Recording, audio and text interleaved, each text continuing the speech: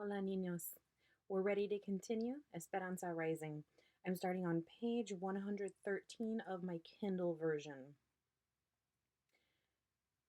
Do you know how to change a diaper? Asked Esperanza when they got back to the cabin. Certainly, said Isabel. I will change them and you can rinse out the diapers. We need to do some laundry too. Esperanza watched as the young girl laid the babies down one at a time, unpinned their diapers, wiped their bottoms clean, and pinned on fresh diapers. Isabel handed Esperanza the smelly bundles and said, "Take them to the toilets, dump them, and I'll fill the washtub." Esperanza held them at arm's length and almost ran to the toilets.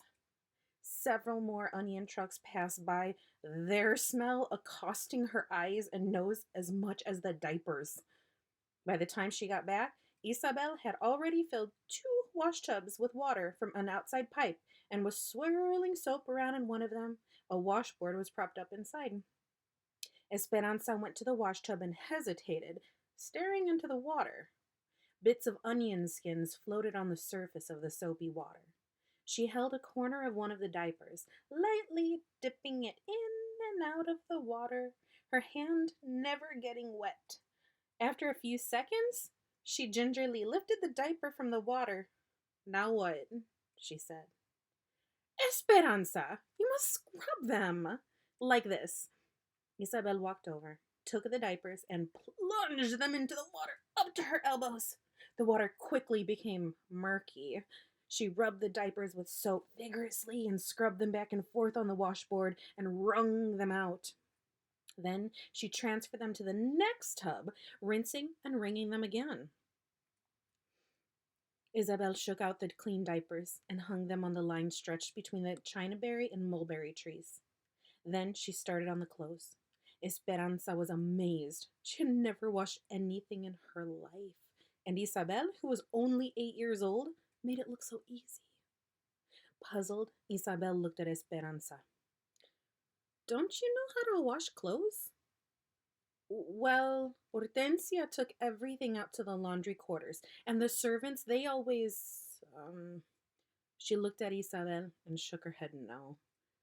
Isabel's eyes got bigger, and she looked worried. "Esperanza, when I go to school next week, you will be here alone with the babies, and I will have to do laundry." Esperanza took a deep breath and said weakly, "I can learn." "And later today, you must sweep the platform. You do know how to sweep."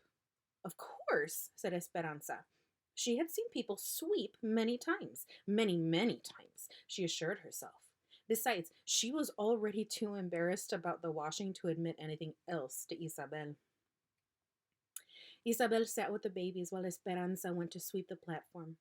The camp was quiet, and even though it was late in the day, the sun was unrelenting. She retrieved the broom and stepped onto the wooden floor. Dried and brittle onion skins were everywhere. In her entire life, Esperanza had never held a broom in her hand. But she had seen Hortensia sweep, and she tried to visualize the memory. It couldn't possibly be that hard. She put both hands near the middle of the broomstick and moved it back and forth. It swung wildly. The motion seemed awkward, and the fine dirt on the wooden planks lifted into a cloud. Onion jackets flew into the air instead of gathering together in a neat pile like Hortensia's. Esperanza's elbows did not know what to do, neither did her arms. She felt streams of perspiration sliding down her neck. She stopped for a moment and stared at the broom, as if willing it to behave. Determined, she tried again. She hadn't noticed that several trucks were already unloading workers nearby. Then she heard it. First, a small tittering, and then louder. She turned around. A group of women were laughing at her, and in the middle of the group was Marta, pointing. "La Cenicienta, Cinderella," she laughed. Burning with humiliation, Esperanza dropped the broom and ran back to the cabin. In her room, she sat on the edge of the cot, her face flushed again at the thought of the ridicule. She was sitting there, staring at the wall, when Isabel found her. I said I could work. I told Mama I could help, but I cannot even wash clothes or sweep a floor. Does the whole camp know? Isabel sat down on the bed next to her and patted her back. Yes. Esperanza groaned. Ugh, I will never be able to show my face. She put her head in her hands until she heard someone else come in the room. Esperanza looked up to see Miguel holding a broom and a dustpan, but he wasn't laughing. She looked down and bit her lip so she wouldn't cry in front of him. He shut the door, then stood in front of her and said, How would you like to know how to sweep a floor? The only thing that you ever learned was how to give orders. That's not your fault. Ansa, look at me. She looked up. Pay attention, he said, his face serious. You hold a broom like this, one hand here and the other here. Esperanza watched. Then you push like this, or pull it towards you like this. Here, you try, he said, holding out the broom. Slowly, Esperanza got up and took the broom from him. He positioned her hands on the handle. She tried to copy him, but her movements were too big. Smaller strokes, said Miguel, coaching, and sweep all in one direction. She did as he said. Now, when you get all the dirt into a pile, you hold the broom down here near the bottom and push the dirt into the pan. Esperanza collected the dirt. See, you can do it. Miguel raised his thick eyebrows and smiled. Someday, you just might make a very good servant. Isabel giggled. Esperanza could not yet find humor in the situation. Somberly, she said, Thank you, Miguel. He grinned and bowed. At your service, mi reina. But this time, his voice was kind. She remembered that he had gone to look for work at the railroad. Did you get a job? His smile faded. He put his hands in his pockets and shrugged his shoulders. It's frustrating. I can fix any engine, but they will only hire Mexicans to lay track and dig ditches, not as mechanics. I've decided to work in the fields until I can convince someone to give me a chance. Esperanza nodded. After he left the room, Isabel said, He calls you mi reina? Will you tell me about your life as a queen? Esperanza sat on the mattress and patted the spot next to her. Isabel sat down. Isabel, I will tell you all about how I used to live, about parties and private school and beautiful dresses. I will even show you the beautiful doll my papa bought me. But if you will teach me how to pin diapers, how to wash, and Isabel interrupted her. But that is so easy! Esperanza stood up and carefully practiced with the broom. It's not easy for me. We're at the beginning of the next chapter. Las almendras. Almonds. My neck hurts, said Mama as she massaged the back of her head with her hand. It's not my neck, it's my arms that are sore, said Hortensia. It is the same for everyone, said Josefina. When you first start in the sheds, the body refuses to bend, but in time, you will get used to the work. Everyone had come home that night tired and with various aches and pains. They gathered in one cabin for dinner, so it was crowded and noisy. Josefina warmed a pot of beans and Hortensia made fresh tortillas. Juan and Alfonso talked about the fields, while Miguel and Isabel played with the babies, making them squeal with laughter. Mama cooked arroz, and Esperanza was surprised that Mama knew just how to brown it first in oil with onions and peppers. Esperanza chopped tomates for a salad and hoped no one would mention the sweeping. She was glad this day was over. Her bruises had been to her pride. Isabel took a fresh tortilla, sprinkled it with salt, rolled it up like a cigar, and waved it at Miguel. How come you and Tio Alfonso won't let me go behind the cabin with you? Shh, he said. It's a surprise. Why are you so full of secrets? Asked Esperanza. But neither Alfonso nor Miguel answered. They simply smiled while they prepared their plates. They ate dinner, but before they could slice a cantaloupe for dessert, Alfonso and Miguel disappeared with instructions not to follow them. What are they doing? Demanded Isabel. Hortensia shrugged as if she knew nothing. Miguel came back just before sunset. Senora and Esperanza, we have something to show you. Esperanza looked at Mama. It was obvious Mama was as confused as she was. They all followed Miguel to where Alfonso was waiting. Behind the cabin was an old oval washtub with one end cut off. It had been set up on its side, forming a little shrine around a plastic statue of Our Lady of Guadalupe. Someone had built a grotto of rocks around the base of the tub. Around it, a large plot of earth had been fenced in by sticks and rope and planted with thorny stems, each with only a few branches. Isabel gasped. It's beautiful! Is that our statue? Josefina nodded. But the roses come from far away. Esperanza searched Miguel's face, her eyes hopeful. Papa's?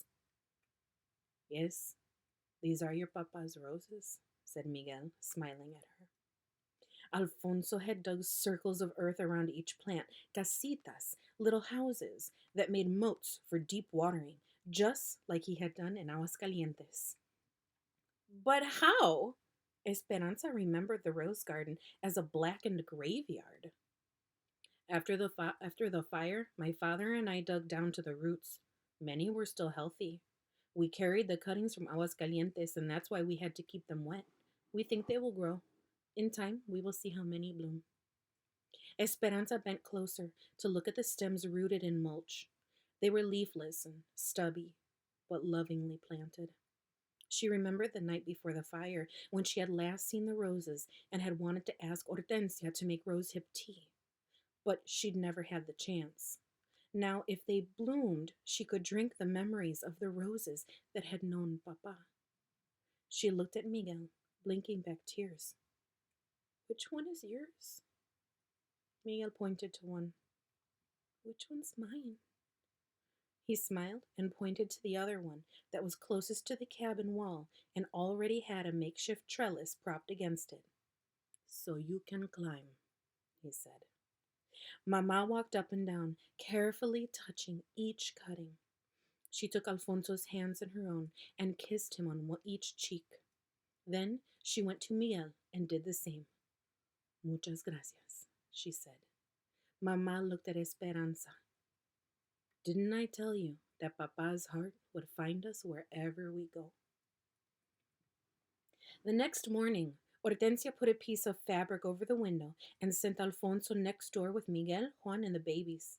Hortensia, Mama, and Josefina brought in the big wash tubs and filled them half full with cold water. Then they heated pots of water on the stove and warmed the baths. Esperanza was excited at the idea of getting into a tub. All they had done since they arrived was wash their faces and arms with cold water in a sink. She hadn't had a real bath since she left Aguascalientes. But it was Saturday, and tonight was a Jamaica, so the entire camp was getting cleaned up. Baths were being taken, shirts ironed, and hair washed and crimped. Hortensia had given Esperanza her baths since she was a baby, and they had an established routine. Esperanza stood near the tub with her arms outstretched while Hortensia undressed her. Then she got in the tub and tried not to wiggle while Hortensia washed her. She'd tilt her head back, keeping her eyes closed, while Hortensia rinsed her hair. Finally, she stood up and nodded, which was Hortensia's signal to wrap the towel around her.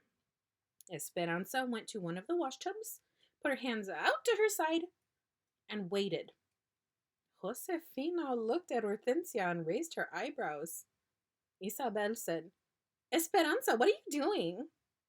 Mama walked over to Esperanza and said softly, I've been thinking that you are old enough to bathe yourself, don't you think? Esperanza quickly dropped her arms and remembered Marta's taunting voice saying, No one will be waiting on you here. Yes, Mama, she said, and for the second time in 2 days, she felt her face burning as everyone stared at her. Hortensia came over, put her arm around Esperanza, and said, "We are accustomed to doing things a certain way, aren't we, Esperanza?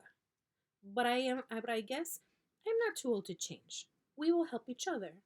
I will unbutton the buttons you cannot reach, and you will help Isabel. Yes? Josefina, we need more hot water in these tubs. Ándale, hurry!" As Hortensia helped her with her blouse, Esperanza whispered, "Thank you." Isabel and Esperanza went first, bathing in the tubs, then bending their heads over to wash their hair. Mamá and Josefina poured cups of water over them to rinse off the soap. The women took turns going back and forth to the stove for hot water.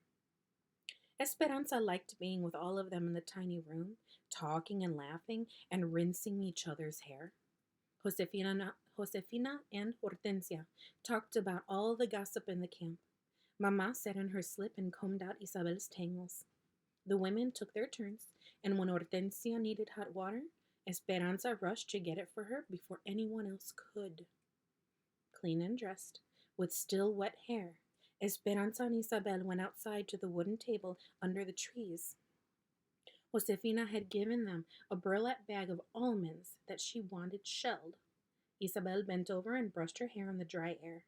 "Are you coming to the Jamaica tonight?" she asked. Esperanza didn't answer at first. She had not left the cabin since she had made a fool of herself yesterday. "I don't know. Maybe." "My mama said it's the best to get it over with and face people, and that if they tease you, you should just laugh," said Isabel. "I know," said Esperanza, fluffing her own hair that was already almost dry. She dumped the nuts onto the table and picked up an almond still in its flattened pod. The soft and fuzzy outside hull looked like two hands pressed together, protecting something inside. Esperanza popped it open and found the almond shell. She snapped the edge of the shell and pried it apart, then pulled the meat from its defenses and ate it. "I suppose Marta will be there tonight." "Probably," said Isabel, "and all of her friends too." "How does she know English?" "She was born here, and her mother too. They're citizens," said Isabel, helping shell the almonds. "Her father came from Sonora during the Revolution. They have never even been to Mexico. There's lots of kids who live in our camp who have never been to Mexico. My father doesn't like it when Marta comes to our Jamaicas, though, because she is always talking to people about striking. There was almost a strike during almonds, but not enough people agreed to stop working. My mama says that if there had been a strike, we would have had to go into the orchard and shake the trees ourselves for these almonds." "Then we're lucky.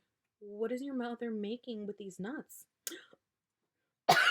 Ooh, pardon me, I think I got excited too. "What is your mother making with these nuts?" "Flan de almendras," said Isabel. "She will sell slices at the Jamaica tonight." Esperanza's mouth watered. Almond flan was one of her favorite sweets. "Then I've made my decision. I will come." The platform was lit up with big lights. Men from the camp, in starched and pressed shirts and cowboy hats, sat in chairs tuning their guitars and violins. Long rows of tables were covered in bright tablecloths where women sold tamales, desserts, and the specialty agua de Jamaica, hibiscus flower water punch made with the red Mexican Jamaica bloom. There was bingo on wooden tables and a long line of chairs circling the dance area for those who wanted to watch. That's where Mama and Hortensia sat, talking to other women. Esperanza stayed close to them, watching the growing crowd. "Where do all the people come from?" she asked. The other night she had heard Juan say that about 200 people lived in their camp, but there were many more than that now. "These fiestas are popular. People come from other camps," said Josefina, "and from Bakersfield too." When the music started, everyone crowded around the platform, clapping and singing. People started dancing in the area around the stage. Children ran everywhere, chasing and hiding. Men held young boys on their shoulders, and women swaddled their infants, all of them swaying to the sounds of the small band. After a while, Esperanza left Mama and the others and wandered through the noisy crowd, thinking how strange it was that she could be in the middle of so many people and still feel so alone. She saw a group of girls who seemed about her age, but they were huddled together. More than anything, she wished Marisol were here. Isabel found her and pulled on her hand. Esperanza, come and see. Esperanza, oh, sorry, I want to take a pause for just a moment.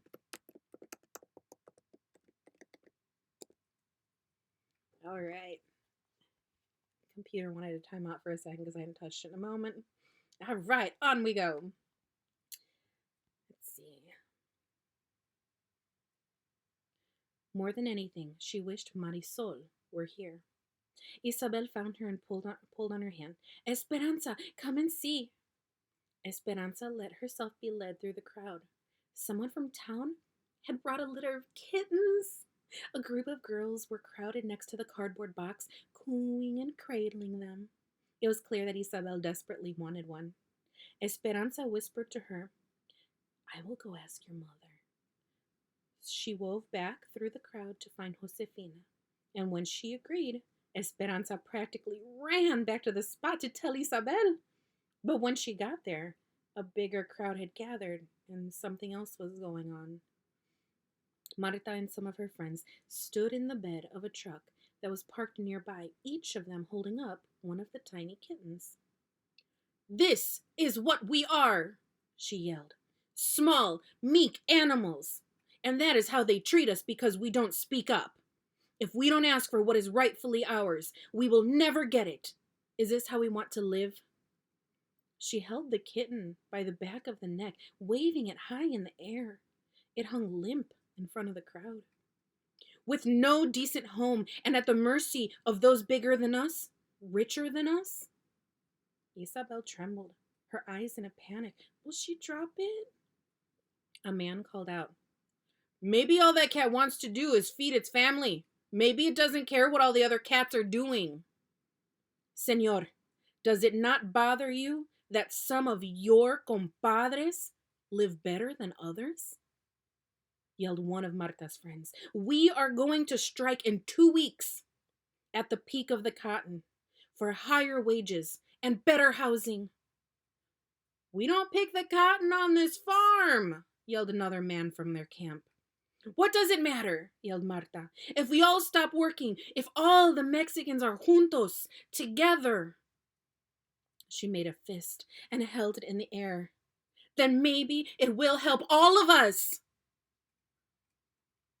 He yelled back. That is a chance we cannot take. We just want to work. That is why we came here. Get out of our camp. A cheer rose up around him. People started shoving, and Esperanza grabbed Isabel's hand and pulled her aside. A young man jumped into the truck and started the engine. Marta and the others tossed the kittens into the field. Then they pulled some of their supporters into the back of the truck with them and raised their arms, chanting, Huelga! Huelga! Strike! Strike! Why is she so angry? Asked Esperanza as she walked back to the cabin a few hours later with Josefina, Isabel, and the babies, leaving the others to stay later. Isabel carried the soft, mewing orange kitten in her arms. She and her mother move around to find work, sometimes all over the state, said Josefina. They work wherever there is something to be harvested. Those camps, the migrant camps, are the worst. Like when we were in El Centro, said Isabel. Worse, said Josefina. Our camp is a company camp, and people who work here don't leave. Some live here for many years. That is why we came to this country. To work, to take care of our families, to become citizens. We are lucky because our camp is better than most. There are many of us who don't want to get involved in the strike because we can't afford to lose our jobs. And we are accustomed to how things are in our little community. They want to strike for better houses? Asked Esperanza. That and more money for those who pick cotton, said Josefina. They only get 7 cents a pound for picking cotton. They want 10 cents a pound. And it seems like such a small price to pay. But in the past, the growers said no. And now, more people are coming to the valley to look for work, especially from places like Oklahoma where there is little work, little rain, and little hope. If the Mexicans strike, the big farms will simply hire others. Then what would we do? Esperanza wondered what would happen if Mama did not have a job. Would they have to go back to Mexico? Josefina put the babies to bed. Then she kissed Isabel and Esperanza on their foreheads and sent them next door. Isabel and Esperanza lay in their beds, listening to the music and the bursts of laughter in the background. The kitten, after drinking a bowl of milk, curled up in Isabel's arms. Esperanza tried to imagine conditions that were more shabby than this room that was covered in newspaper to keep out the wind. Could things possibly be worse? Sleepily, Isabel said, "Did you have parties in Mexico?" "Yes," whispered Esperanza, keeping her promise to tell Isabel about her old life. "Big parties. Once, my mama hosted a party for 100 people. The table was set with lace tablecloths, crystal and china, and silver candelabras. The servants cooked for a week." Esperanza continued, reliving the extravagant moments, but was relieved when she knew that Isabel was asleep. For some reason, after hearing about Marta and her family, she felt guilty talking about the richness of her life in Aguascalientes. Esperanza was still awake when Mama came to bed later. A stream of light from the other room allowed just enough brightness for her to watch. Mama unbraid her hair and brush it out. "Did you like the party?" Mama whispered. "I miss my friends," said Esperanza. "I know it's hard. Do you know what I miss?" "I miss my dresses." "Mama!" Esperanza said, laughing that Mama would admit such a thing to her. "Shh," said Mama. "You'll wake Isabel." "I miss my dresses too, but we don't seem to need them here." "That is true. Esperanza, do you know that I am so proud of you for all that you are learning?" Esperanza snuggled close to her. Mama continued, "Tomorrow we are going to a church in Bakersfield. After church we are going to una tienda called Cholitas. Josefina said she sells every type of sweet roll and Mexican candies." They were quiet, listening to Isabel's breathing. "In church, what will you pray for, Esperanza?" asked Mama. Esperanza smiled. She and Mama had done this many times before they went to sleep. "I will light a candle for Papa's memory," she said. "I will pray that Miguel will find a job at the railroad. I will ask Our Lady to help me take care of Lupe and Pepe while Isabel is at school. And I will pray for some white coconut candy with a red stripe on the top." Mama laughed softly. "But most of all, I will pray that Abuelita will get well, and that she will be able to get her money from Tio Luis's bank, and that she will come soon." Mama stroked Esperanza's hair. "What will you pray for, Mama?" "I will pray for all the things that you said, Esperanza, and one more thing besides." "What's that?" Mama hugged her. "I will pray for you, Esperanza, that you can be strong no matter what happens." All right, that's the end of the chapter titled Las Almendras. The next chapter that we start next time will be Las Ciruelas.